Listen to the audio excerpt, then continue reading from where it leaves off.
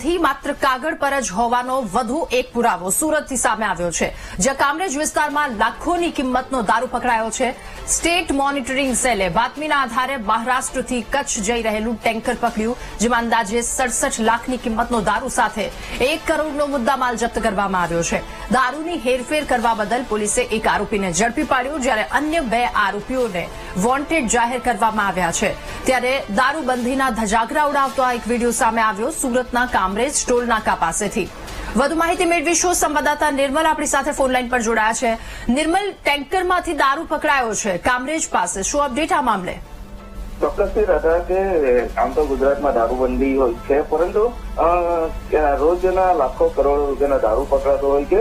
આવી જ ઘટના કામરેજ પોલીસને ઊંઘી ઝડપાઈ છે। કામરેજ પોલીસ સ્ટેશનની હદમાં જે ટોલટેક્સ આવતું હોય છે, ટોલટેક્સની પાસેથી સ્ટેટ મોનિટરિંગ સેલની ટીમે કરોડ નો મુદ્દામાલ કબજે કર્યો છે।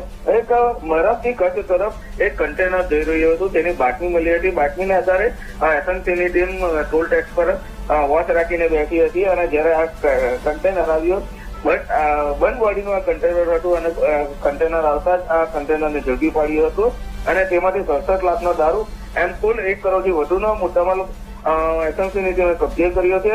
હાલ તો એસએમસીની ટીમ દ્વારા એક ઇસમને ઝડપી પાડવામાં આવ્યો છે, ત્યારે અન્ય 2 આરોપીને વોન્ટેડ જાહેર કરીને વધુ તપાસ હાથ ધરી છે। જી નિર્મલ, આભાર આપનો તમામ વિગતો સાથે જોડાવા બદલ।